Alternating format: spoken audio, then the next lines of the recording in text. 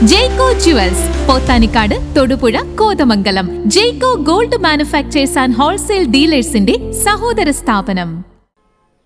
പാലം ബ്ലോക്ക് ചെയ്ത് ഓണാഘോഷം. മൂവാറ്റുപുഴയിൽ രൂക്ഷമായ ഗതാഗതക്കുരുക്ക്. പ്രതിഷേധം ശക്തമായതിനെ തുടർന്ന് തോരണങ്ങൾ നീക്കി പാലം തുറന്നുകൊടുത്തു. നഗരസഭയുടെ ഓണാഘോഷത്തോടനുബന്ധിച്ച് മൂവാറ്റുപുഴയിലെ ചെറിയ പാലം അടച്ചുകെട്ടി ദീപാലങ്കാരം നടത്തിയതിനെ തുടർന്ന് നഗരത്തിൽ വൻ ഗതാഗതക്കുരുക്ക്. അലങ്കാര തോരണങ്ങൾ താഴ്ത്തിക്കെട്ടിയതോടെ വലിയ വാഹനങ്ങൾക്ക് കടന്നുപോകാൻ കഴിയാത്ത സാഹചര്യമുണ്ടാവുകയും തുടർന്ന് പാലത്തിലൂടെയുള്ള ഗതാഗതം പൂർണ്ണമായും തടസ്സപ്പെടുകയുമായിരുന്നു.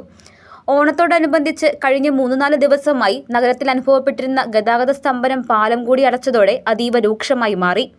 നഗരവാസികളിൽ നിന്നും യാത്രക്കാരിൽ നിന്നും ശക്തമായ പ്രതിഷേധമുയർന്നതോടെ നഗരസഭയുടെ തെറ്റായ നടപടികൾക്കെതിരെ നിരന്തരം ശബ്ദമുയർത്തുന്ന പൊതുപ്രവർത്തകൻ MJ ഷാജി പാലത്തിന്റെ കവാടത്തിൽ കിടന്ന് ഒറ്റയാൾ സമരം ആരംഭിച്ചു.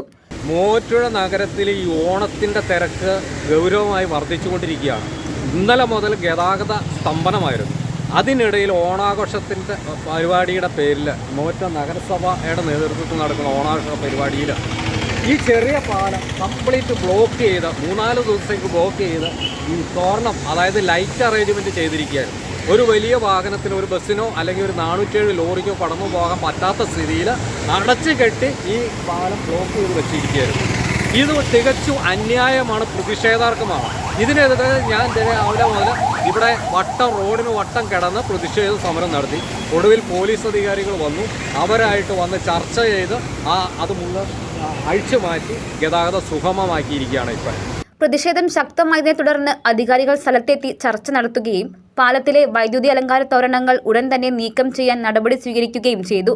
തോരണങ്ങൾ മാറ്റിയതോടെ പാലത്തിലൂടെയുള്ള ഗതാഗതം പൂർണ്ണമായും പുനഃസ്ഥാപിച്ചു. News desk, Muvattupuzha news. എന്റെ കാഴ്ചയ്ക്ക് ചില ബുദ്ധിമുട്ടുകൾ അനുഭവപ്പെടാൻ തുടങ്ങിയത് ഈയിടെയാ. ആദ്യം ടെൻഷനായി. മകളാ പറഞ്ഞത് അഹല്യയിൽ പോകാൻ. അഹല്യയ്ക്ക് 30 വർഷത്തെ പാരമ്പര്യവും വിശ്വസ്തതയുമുണ്ട്. അഹല്യയിലെ വിദഗ്ധരായ ഡോക്ടർമാരുടെ ചികിത്സ കൊണ്ട് എനിക്ക് എന്റെ കാഴ്ചശക്തി പൂർണ്ണമായും തിരിച്ചു കിട്ടി. ഇപ്പൊ എനിക്ക് ഈസിയായി വായിക്കാം. നേത്ര സംരക്ഷണത്തിന് നമ്മുടെ Ahalya. Ahalya foundation eye hospital, കേരളത്തിൽ എല്ലായിടത്തും.